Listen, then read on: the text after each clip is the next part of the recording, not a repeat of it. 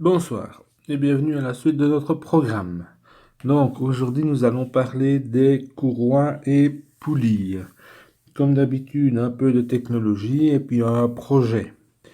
Alors je vous ai mis également sur le Drive le fichier Google. Je vous demande donc de travailler dedans, le Google Sheet. Et ensuite je vous ai également remis la présentation de ce soir ainsi que deux autres annexes dans laquelle vous retrouverez des informations pour réaliser le projet, notamment une annexe qui reprend toute la méthodologie à suivre pour le calcul des courroies. La deuxième annexe concerne plus des informations sur les poulies. Alors, la première partie du cours, la table des matières, est un petit peu les sources. Quelques informations générales sur les courroies. Je vais vous laisser parcourir un petit peu les avantages, les inconvénients des courroies, ainsi que les différents types de courroies. Donc ici, je vous donne un petit peu les avantages que l'on explique, les caractéristiques générales, les avantages, les différentes familles de courroies, qui sont ensuite reprises plus en détail. Nous allons nous travailler avec ce type de courroie.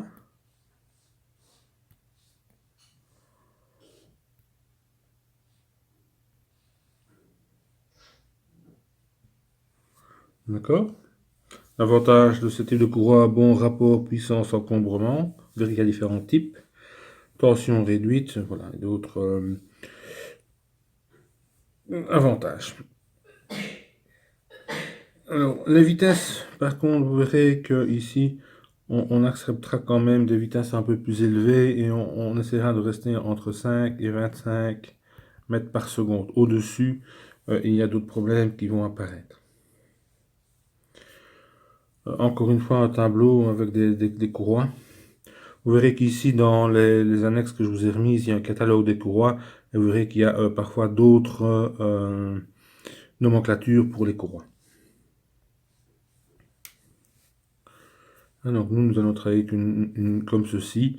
Le raisonnement pour les courroies crantées étant un peu différent. Donc, nous allons travailler avec une trapézoïdale.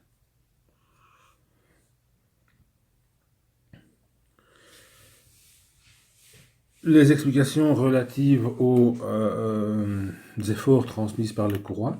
Un point important, vous verrez que pour les courroies plates, ici, on a souvent une surface au niveau de la poulie qui est un peu bombée, de manière à auto-centrer la courroie. Courroie trapézoïdale, le principe étant complètement différent. Il est important que la courroie et la gorge soient de même dimension afin d'éviter d'avoir des pressions localisées sur la courroie qui feraient qu'elle se déformerait. Donc ici, il est important d'avoir deux surfaces et plus parallèles de manière à avoir le maximum de surface de contact entre la courroie et la poulie.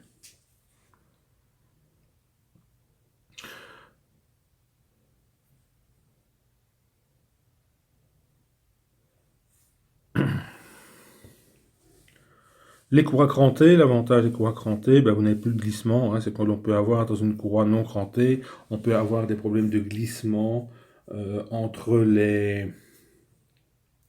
la courroie et la poulie. Et donc, effectivement, le transfert de l'effort se fait via le frottement entre la courroie et la poulie. Frottement qui est donné par la tension dans la courroie. Pour ça qu'on a un tendeur. Si vous enlevez le tendeur, la courroie, il n'y a plus rien qui fonctionne. Une courroie crantée, même si elle est moins tendue, vous aurez quand même l'avantage de la continuité de la transmission de l'effort. Et l'avantage aussi, vous voyez ici des vitesses qui sont quand même nettement plus importantes et des efforts importants.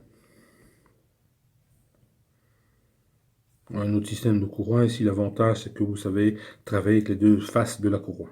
D'accord? Les courroies rondes, souvent pour des petits mécanismes. D'accord? Les matériaux, celui-ci, on n'en voit plus beaucoup. Celui-là non plus, on n'en voit plus beaucoup. Celui-ci, très très rare. Okay, donc on va plus travailler avec celle-ci. Les problèmes dus aux courroies, le patinage, coincement. Hein, si le courroie n'est pas bonne par rapport à la poulie, elle va coincer dans la poulie et donc va entraîner des efforts un peu plus importants. Si vous allez trop vite, la courroie va se... Si vous tournez trop vite avec l'effort de centrifuge, la courroie va s'écarter. Les problèmes de vibration, et puis ça, classique, usure, d'où obligation d'un entretien des courroies, d'une surveillance régulière avec le remplacement nécessaire. D'accord?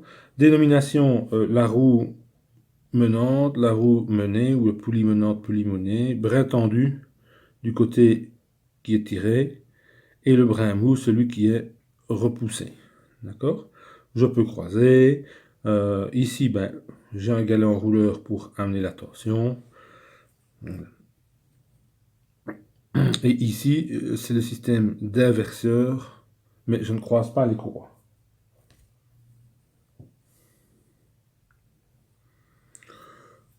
Changement de plan. Okay.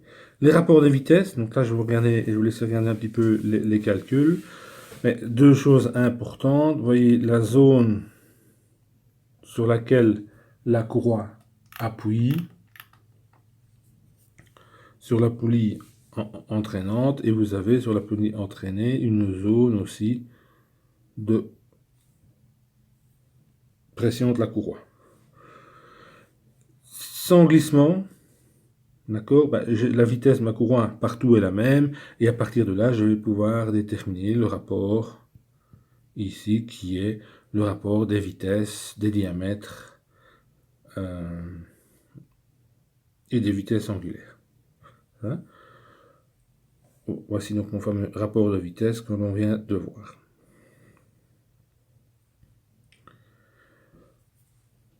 Les angles ici, ça c'est intéressant lorsque vous allez devoir faire votre schéma, d'accord? L'anthrax, vous avez les diamètres, et puis vous savez ici, de toute façon, une fois que vous avez défini l'anthrax et les diamètres, par tangente, vous savez représenter la courroie.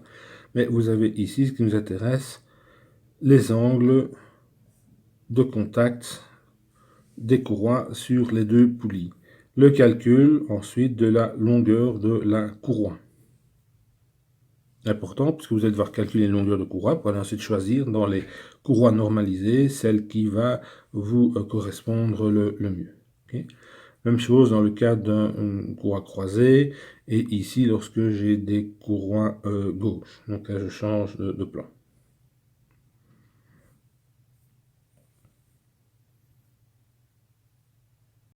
Alors, le calcul dynamique, donc on va un petit peu calculer les caractéristiques de puissance et de vitesse au niveau des courroies.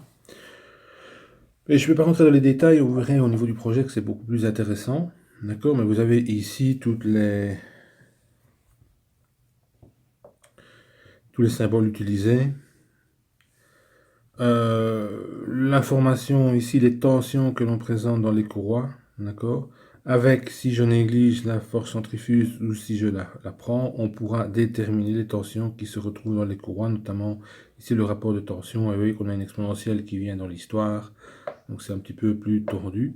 L'intérêt de pouvoir calculer le couple transmis, vous avez la formule, et surtout un peu plus loin, la puissance. D'accord? On va pouvoir calculer la puissance que la courroie peut transmettre. On verra après d'autres informations. Alors, donc, nous, on travaillera avec ce type de courroie trapézoïdale. Vous voyez ici un petit peu la forme. Comme je vous disais, les efforts que l'on retrouve entre la courroie et la gorge de la poulie, qui en fait se répartissent sur toute la surface ici.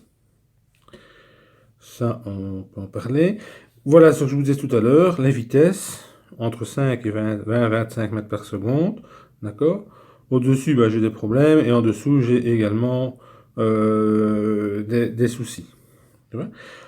Souvent, au niveau de l'anthrax entre les deux poulies, on a une formule qui vous donne un petit peu l'anthrax maximum entre les deux poulies. Mais je pense que dans l'exercice, on vous donnera une valeur. Le tableau ici est intéressant pour faire une comparaison entre engrenage, roue chaîne et voici ici nos courroies. D'accord? Vous verrez que on peut parler du couple, la puissance, les vitesses qui sont intéressantes pour la transmission, les rapports de transmission, c'est toujours intéressant aussi. D'accord? Les rendements, vous voyez que de manière générale, on a beaucoup à part dans ce cas-ci. On peut avoir un rendement fort faible si on a un mauvais réglage. Et ensuite, ici, les avantages et les inconvénients. Donc ça, c'est un tableau assez intéressant pour faire le choix d'une méthode ou d'une autre méthode. D'accord? Courroie par trapézoïdale, deux types, la série classique et ce qu'on appelle la série étroite, qui est donc plus renforcée. On va travailler, alors on voit ici qu'on a les SP ici, mais on peut également travailler avec ce qu'on appelle la série XP. Et nous, on prendra cette série-là. Plusieurs gorges. Alors ici, vous avez un schéma et vous verrez que ce schéma va être intéressant pour lorsque vous allez devoir faire votre dessin, pour voir toutes les caractéristiques en fonction de la courroie, comment il faut la dessiner. Okay? Mais vous verrez aussi que dans les annexes, j'ai remis d'autres schémas. Le tableau ici qui donne toute une série de valeurs. Pour les caractéristiques, ici, voici donc toutes les lettres qui sont ici, le F, le G, le L, donc toutes les dimensions des courroies. Mais voilà, je vous ai repris ici un autre tableau qui est plus intéressant, qui lui est retiré d'un catalogue, avec cette fois-ci vraiment, vous avez ici pour le schéma de la poulie, toutes les informations, et nous travaillerons avec des soit ceci, soit celle-ci. Donc vous avez ainsi toutes les dimensions pour pouvoir la dessiner. Regardez ici, attention, en fonction du diamètre de référence, donc c'est-à-dire le diamètre de la poulie que l'on verra par la suite, vous avez les caractéristiques pour la dessiner.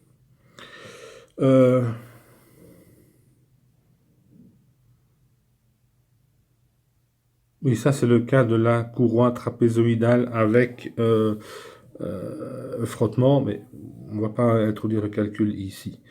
Le calcul de la longueur de la primitive, vous voyez ici que quand on a une courroie plate, on prendra l'intérieur de la courroie. Ici, dans le cas de poulie, on a un diamètre de référence, d'accord, mais on a également le diamètre externe de la poulie. Et donc, il y a également des tableaux que vous trouverez dans les annexes qui vous permettent de passer de l'un à l'autre.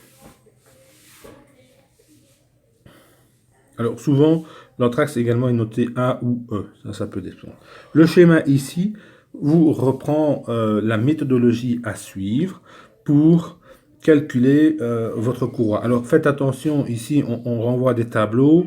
Mais ça, c'est la méthodologie qui est tirée dans un cours avec des tableaux, mais ce sont des vieilles valeurs. Je vous ai remis dans le catalogue, vous trouverez tous les tableaux qui correspondent, mais la méthodologie à suivre sera la même. De toute façon, reprenez-la bien dans l'annexe que je vous donne, vous verrez, c'est très clair, c'est bien détaillé. Ça, c'est la suite. On verra que les formules ne sont plus vraiment exactement les mêmes. Voilà. Donc, j'arrive maintenant à votre travail. Ok. Donc, vous regardez bien dans le manuel que je vous ai mis en annexe. Vous avez ce qu'on appelle la méthodologie de calcul, plus un exemple à la fin, où vous avez donc les étapes à suivre pour y arriver. Ça va? Ne vous étonnez pas, celle-là, on ne le fera pas. Et il manque une suite. Vous verrez dans le cours, il manque une suite. Il y a encore la 10 et la 11, mais la 11, on ne le fera pas. On va arriver à la tension. Dans le deuxième catalogue, vous avez au niveau le choix des poulies. Et vous pouvez voir que, en fonction des différents... il existe différents types de poulies. Et vous avez ici un tableau qui est pas mal, qui vous donne en fonction du DP. Donc, ce n'est pas le diamètre extérieur, c'est bien le diamètre primitif ou de référence de la poulie, qui lui va être déterminé à partir de votre travail, donc en fonction des vitesses à transmettre et du courage choisi. Vous allez choisir des poulies, des diamètres de poulies, puis dedans vous allez retrouver toutes les informations, toutes les caractéristiques de dimensionnement des poulies pour réaliser votre schéma. Un autre exemple de différents types de poulies qu'il existe, vous voyez ici, ce sont des numéros aussi. Attention, d'un catalogue à l'autre, les numéros ne correspondent pas toujours. Le problème, reprenez celui que je vais vous mettre à disposition sur le drive. Courant rentrée pour information, le calcul est un petit peu différent, on est plus dans le système comparable à une sorte de chaîne, mais vous avez également ici des informations concernant les différents diamètres, et on verra un petit peu tout ça au niveau, dans les engrenages, on parlera de toute série d'informations à ce sujet-là. Voilà, donc suivez bien la méthodologie que l'on a dans le cours. Je ne vous ai pas mis tous les extraits de l'annexe parce qu'il y a énormément de tableaux, mais vous verrez bien que dedans, il y a beaucoup d'informations. Donc, on va calculer la courroie, choix de la courroie, détermination des poulies en fonction du rapport de vitesse que l'on veut avoir, du rapport de transmission. Et à partir de là, vous allez pouvoir redessiner votre assemblage, enfin votre transmission, avec une vue une vue de face et une coupe qui représente les différentes gorges des poulies. Ne vous étonnez pas, dans la résolution du problème, en fait, il y a beaucoup de tableaux dans lesquels il faut aller reprendre des valeurs.